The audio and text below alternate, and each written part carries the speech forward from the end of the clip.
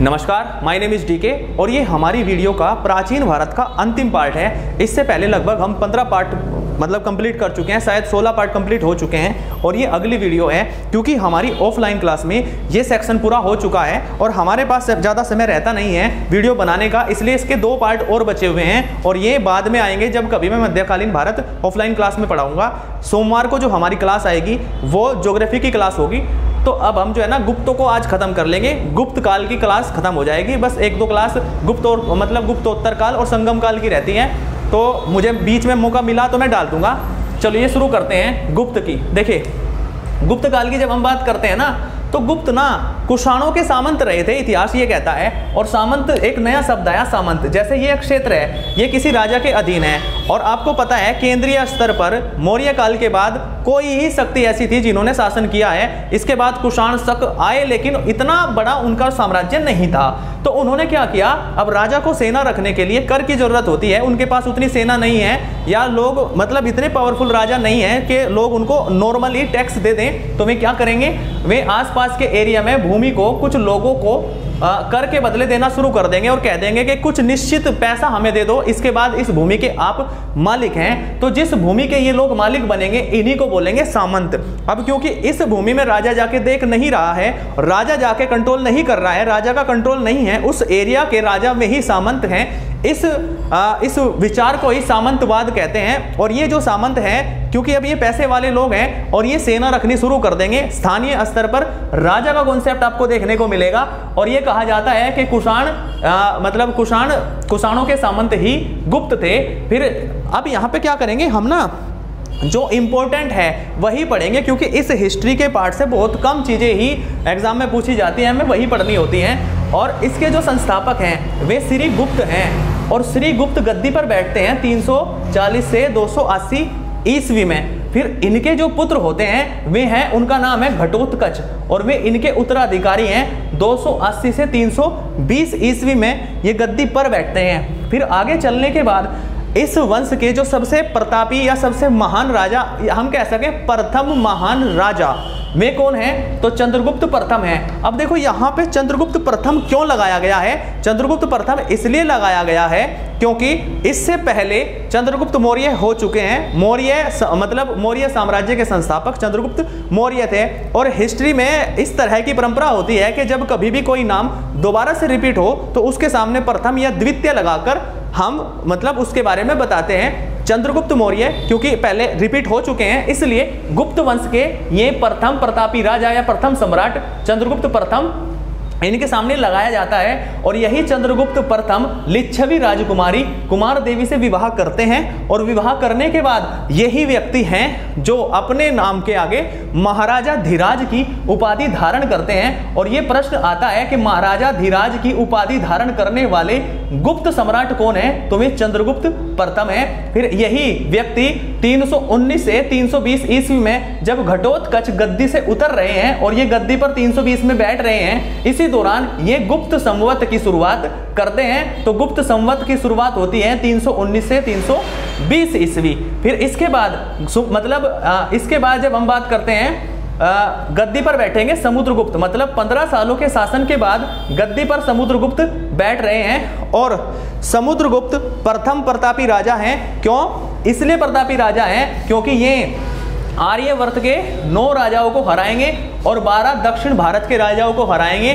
तो इसका मतलब इन्होंने युद्ध के जरिए एक बड़े साम्राज्य का निर्माण किया है और इसीलिए इतिहासकार इनको बड़ी बड़ी संज्ञा देंगे। पहला ये प्रश्न आता है कि इतिहास में भारत का नेपोलियन किसको कहा जाता है, तो इतिहास में भारत का नेपोलियन समुद्रगुप्त को कहा जाता है। ये डायरेक्ट प्रश्न है। और अश्वमेधकर्ता की उपाधि यह व्यक्ति धारण करता है और विक्रमांक की उपाधि भी यही व्यक्ति धारण करता है और परम भागवत की उपाधि भी यही व्यक्ति धारण करता है। समुद्रगुप्त इनका सबसे प्रतापी राजा है और यही उपाधि धारण करता भी है। फिर अच्छा, एक कमाल की बात यह है कि समुद्रगुप्त को संगीत प्रेमी बताया जाता है और इसका जो प्रमाण आपको मिलेगा वो वीणा बजाते हुए उनके कुछ सिक्के हैं, उस सिक्के पर वीणा बजाते हुए समुद्रगुप्त को दर्शाया गया है। इससे यह साबित होता है कि वह संगीत प्रेमी था और उसके दरबार में बहुत सारे कवि भी थे और उनमें जैसे जैसे हरिसेन था, इसी का दरबारी कवि था और इसी ने इलाहाबाद में प्रयाग प्रशस्ति अभिलेख लिखवाया है। बस एक बात ध्यान रखना है, प्रयाग प्रशस्ति अभिलेख किसके शासनकाल में लिखा हुआ है? तो समुद्रगुप्त के शासनकाल में लिखा हुआ है और इसके रचयिता कौन है? हरिसेन है। आपको ये बात एकदम कंठस्थ होनी चाहिए, गले में होनी चाहिए, याद होनी चाहिए। फिर इसके बाद जब हम बात करते हैं इसके उत्तराधिकारी की, तो देखो समुद्रगुप्त के बाद इसका उत्तराधिकारी चंद्रगुप्त सेकंड। मैं फिर बता दूं, चंद्रगुप्त क्योंकि इससे पहले 2 बार रिपीट हो चुके हैं, पहले चंद्रगुप्त मौर्य थे, फिर इसके बाद चंद्रगुप्त, ये गुप्त वंश में आए थे चंद्रगुप्त प्रथम, और अब आए हैं चंद्रगुप्त द्वितीय, और ये 380 ईस्वी में गद्दी पर बैठेंगे। और इसी के समय चीन से फाहेयान एक यात्री हैं और ये यहाँ पे भारत की यात्रा करते हैं। एक बात ध्यान रखनी है, चीनी यात्री फाहेयान और हेवेंसवांग के द्वारा जो यात्रा वृत्तांत है, यात्रा वृत्तांत का मतलब है वे यात्रा करते हुए भारत के राज्यों से होकर गुजर रहे हैं, जो देख रहे हैं वही अपनी पांडुलिपियों में लिख रहे हैं। वे भारत के इस काल के जानकारी के बड़े स्रोत माने जाते हैं, प्रमाणिक स्रोत माने जाते हैं, क्योंकि वह व्यक्ति मतलब बायस्ड होकर नहीं लिखेगा, वह स्वतंत्र चिंतन के द्वारा भारत का इतिहास लिखेगा। इसलिए हेवेंसवांग और मतलब हेवेंसवांग और फाहेयान के जो यात्रा वृत्तांत हैं वे भारत के इतिहास के जानकारी के मुख्य स्रोत माने जाते हैं, चीन यात्री फाहेयान। और इसी दौरान सकोपर विजय के उपलक्ष्य में इस मतलब जो है ना सकोपर जब विजय प्राप्त करता है यह व्यक्ति चंद्रगुप्त सेकंड, यह चांदी के सिक्के चलवाता है और विक्रमादित्य की उपाधि धारण करता है। कल हमने बात की थी कि लगभग 14 ऐसे राजा हैं जो विक्रमादित्य की उपाधि धारण करते हैं, तो यह व्यक्ति भी विक्रमादित्य की उपाधि धारण करता है। फिर चंद्रगुप्त द्वितीय के दरबार में 9 रत्न थे और 9 के 9 रत्नों को आपको याद होना चाहिए, कंठस्थ होना चाहिए, क्योंकि हिस्ट्री का ये प्रश्न पूछा जाता है कि ये किसके दरबारी कवि थे। इनमें से कालिदास बहुत फेमस है, याद होना चाहिए, ये तो याद भी होता है। और धनवंतरी ये भी इसके दरबारी कवि थे, और अक्षपणक ये भी इसी के दरबारी कवि थे, और अमर सिंह इसके दरबारी कवि थे, शंकु थे और वेताल भट्ट थे, और घटकरपर थे, वराहमीर थे और वर रुचि थे। तो ये 9 रत्न इनके दरबारी कवि थे। आपको ये रट लेने चाहिए क्योंकि यहाँ से प्रश्न आता है और ये पूछा जाता है कौन से गुप्त काल से संबंधित नहीं थे या कौन चंद्रगुप्त द्वितीय के दरबार में नहीं थे। फिर इसके बाद इसका उत्तराधिकारी कुमार गुप्त होता है और 415 से 454 ईस्वी में गद्दी पर बैठता है, और यही कुमार गुप्त है जिसको गोविंद गुप्त भी कहा जाता है। और गोविंद गुप्त जब गद्दी पर बैठता है तो इसी के शासनकाल में नालंदा विश्वविद्यालय की स्थापना की जाती है। और नालंदा विश्वविद्यालय आपको पता ही है कि भारत की सबसे बड़ी यूनिवर्सिटी इसको कहा जाता है। ये कहा जाता है कि जब नालंदा विश्वविद्यालय में मतलब ये फाहेयान था और एक था हेवेंसवांग, जब हेवेंसवांग उसमें यात्रा पढ़ने के उद्देश्य से एंट्री लेता है तो घुटनों के बल उसको एंट्री दी जाती है। ज्ञान प्राप्ति के लिए वह व्यक्ति बड़े प्रयत्न करता है। कभी भी अगर मौका मिला तो उसके बारे में 1-2 मिनट के बारे में मैं जरूर बताऊंगा, अभी यहाँ समय नहीं है, फिर भी बस यहीं पे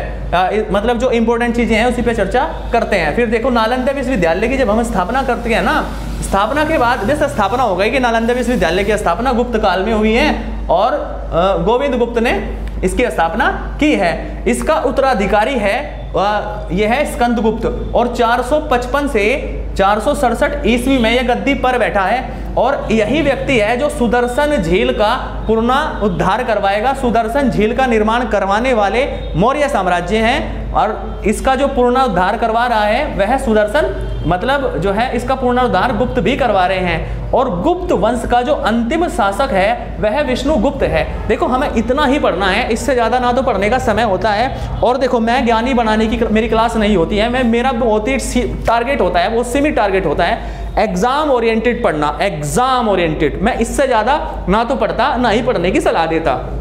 तो आप मेरे से इस तरह की अपेक्षा करते हैं कि मैं इतना बता दूं कि सारा हिस्ट्री मैं कवर कर दूं, तो नहीं हो पाएगा। मैं केवल एग्जाम ओरिएंटेड पढ़ने का प्रयास करता हूं। आसान तरीके से हम किसी भी किसका अध्ययन कर सकते हैं, मेरा उद्देश्य ये रहता है। तो चलिए हम ना थोड़ी इनकी विशेषता देख लेते हैं, इस काल की विशेषता। देखो सबसे बड़ी बात यह है कि जो प्रशासनिक इकाई होती है किसी भी काल की, तो इसमें जो सबसे बड़ी प्रशासनिक इकाई है उसको देश ये लोग कहते थे। तो सबसे बड़ी प्रशासनिक इकाई देश है, और इसके जो शासक हैं, देश के जो शासक है, जैसे यहाँ पे भारत है और भारत एक प्रशासनिक इकाई है सबसे बड़ी, उसी को केंद्र कहते हैं, और उसके प्रमुख जैसे राष्ट्रपति हैं। इसी तरह यहाँ पे यहाँ के शासक को गोपना कहा जाता है। जैसे यहाँ पे दूसरी प्रशासनिक इकाई भारत में राज्य हैं, उत्तर प्रदेश हो गया, उत्तराखंड हो गया, तमिलनाडु हो गया, झारखंड हो गया, केरल हो गया, उत्तराखंड हो गया, पंजाब हो गया, ये सब क्या है, राज्य हैं। तो ये दूसरी प्रशासनिक इकाई है, दूसरे छोटे नंबर की इकाई है। इसी तरह यहाँ पे ये कहते थे प्रांत, और इसका जो शासक, जैसे यहाँ पे सीएम होते हैं, चीफ मिनिस्टर, इसको मुख्यमंत्री भी बोलते हैं, लेकिन यहाँ पे इसको बोलते हैं उपरिक। और पुलिस विभाग के कर्मचारी जो नॉर्मल कर्मचारी होते हैं उनको ये लोग चाट या भाट कहते थे। और पुलिस विभाग का प्रमुख अधिकारी, देखो पुलिस विभाग का जो सबसे बड़ा प्रमुख अधिकारी था उसको दंडपाशिक ये लोग कहते थे, दंडपाशिक। आपको इस नाम को याद कर लेना चाहिए।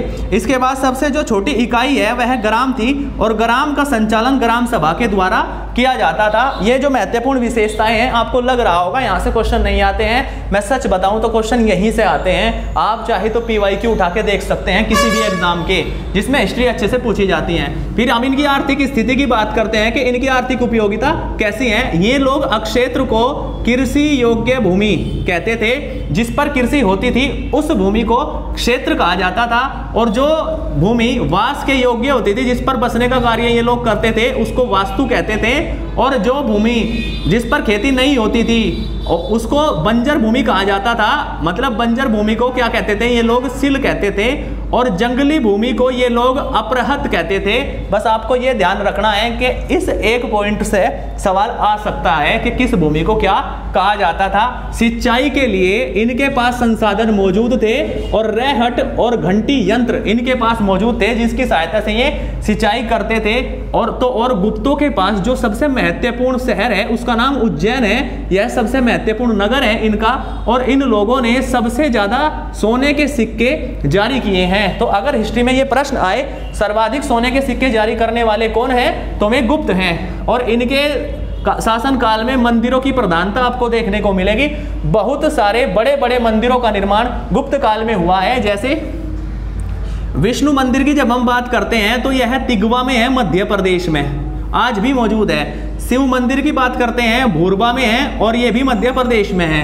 10 अवतार मंदिर की बात करते हैं देवगढ़ में है, और ये भारत के उत्तर प्रदेश राज्य में है।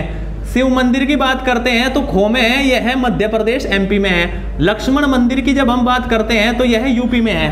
फिर इसके बाद हम देखते हैं कि प्रथम बार 510 ईस्वी में भानु, अच्छा यहाँ पे ही आपको देखने को मिलेगा सती होने के प्रमाण आपको देखने को मिलेंगे। सबसे पहले 510 ईस्वी में भानुगुप्त के एरण अभिलेख में एक स्त्री के सती होने के प्रमाण आपको देखने को मिलेंगे। आगे चलकर सती प्रथा जब हम मॉडर्न इंडिया पढ़ेंगे उसी को समाप्त करने के बाद राजा राम मोहन राय का योगदान बड़ा माना जाता है। और इस दौरान वैश्यवर्ती मौजूद थी, ना कि वैश्यवर्ती मौजूद थी, उस दौरान वैश्यवर्तियों के नाम भी थे। वैश्यवर्ती करने वाली महिलाओं को गणिका कहा जाता था, और ये जो गणिकाएं हैं जब वृद्ध हो जाती थी, बूढ़ी हो जाती थी, उन्हीं को कुट्टनी कहा जाता था। तो बस ध्यान रखना है कि गुप्त काल में वैश्यवर्ती भी मौजूद थी। गुप्त काल जो गुप्त लोग थे वे विष्णु के मतलब उपासक थे, वैष्णव धर्म के उपासक थे। इसलिए जो भगवान विष्णु हैं उनके जो यान है जिनको गरुड़ कहते हैं, इनका राजकीय चिन्ह भी है। तो गुप्तों का राजकीय चिन्ह गरुड़ है, ये बात हमें ध्यान रखनी है। और इसी दौरान बहुत बड़े बड़े सिद्धांत देखने को मिलेंगे, बहुत ज्ञानी लोग मतलब इसी काल में देखने को मिलेंगे। जैसे विष्णु शर्मा ने पंचतंत्र की रचना की है, और पंचतंत्र दुनिया में दूसरे नंबर की पुस्तक है जो सबसे ज्यादा फेमस हुई है। पहले नंबर पर बाइबिल है, दूसरे नंबर पंचतंत्र फेमस है, यह बात ध्यान रखनी है। 5 भागों में यह बटी हुई है पुस्तक पंचतंत्र। और आर्यभट्ट इसी में मतलब आर्यभट्ट इन्हीं के शासन काल में मौजूद थे, और आर्यभट्ट ने आर्यभट्टियम और सूर्य सूर्य सिद्धांत दिया है आर्यभट्ट का। मतलब देखो सिद्धांत तो मैं नहीं समझाऊंगा, बस ध्यान रखना है कि आर्यभट्ट का सूर्य सिद्धांत इसी के दौरान दिया गया है। आर्यभट्ट गुप्त वंश से संबंधित है, इसी शासनकाल में ये व्यक्ति हुए हैं। वराहमिहिर ने बृहद संहिता लिखी है और पंच सिद्धांत लिखा है, व्रजजाक लिखा है और लघु जातक लिखा है। डायरेक्ट इनकी रचनाएं पूछी जाती हैं, डायरेक्ट मिलान करने को आता है और बस यही तय करता है आपका सिलेक्शन होगा या नहीं होगा, ये चीजें तय करती हैं। फिर इसके बाद ब्रह्मगुप्त की जब हम बात करते हैं तो ब्रह्मगुप्त इन्हीं में मतलब इसी शासनकाल में हुआ है ब्रह्मगुप्त। और भारत के पहले नक्षत्र वैज्ञानिक हैं और गणितज्ञ भी ये व्यक्ति हैं, बहुत प्रसिद्ध व्यक्ति हैं ब्रह्मगुप्त। और भाई गुप्तों की जब हम शासकीय भाषा की बात करते हैं तो गुप्तों की जो शासकीय भाषा थी वह संस्कृत थी और सर्वाधिक मंदिर और ब्राह्मणों को इन लोगों ने गांव दान दिए हैं। तो सबसे ज्यादा दान देने में भी ये सबसे नंबर 1 है, ब्राह्मणों को और मंदिरों को इन्होंने गांव के गांव दान दिए हैं, बहुत ज्यादा गांव दान दिए हैं। और एक व्यक्ति यहाँ पे शूद्रक है, वह लिखता है मृच्छकटिकम। मृच्छकटिकम के रचयिता कौन है, ये डायरेक्ट प्रश्न आता है, तो शूद्रक है, गुप्त काल से संबंधित ही है। विशाखा दत्त एक नाटक है और विशाखा दत्त का नाटक है देवी चंद्रगुप्त, ये दोनों के दोनों नाटक हैं, मैंने बता दिया। शूद्रक का है मृच्छकटिकम और विशाखा दत्त का है देवी चंद्रगुप्त। फिर हम जब कालिदास की बात करते हैं तो कालिदास लिखता है अभिज्ञान शकुंतलम और अभिज्ञान शकुंतलम के लेखक हैं कालिदास और राजा दुष्यंत और शकुंतला की कहानी इसमें मौजूद है। यहाँ गुप्त काल के बारे में बस हम इतना ही पढ़ेंगे, यहाँ गुप्त काल समाप्त हो जाएगा। गुप्तोत्तर की जो क्लास होगी इन फ्यूचर कभी मुझे मौका मिला तो मैं डाल दूंगा। और आप अगर यहाँ तक हैं आपका बहुत बहुत धन्यवाद। और आपको मेरा काम अच्छा लगता है तो मेरे चैनल को प्लीज़ सब्सक्राइब कर दीजिए। Bye bye.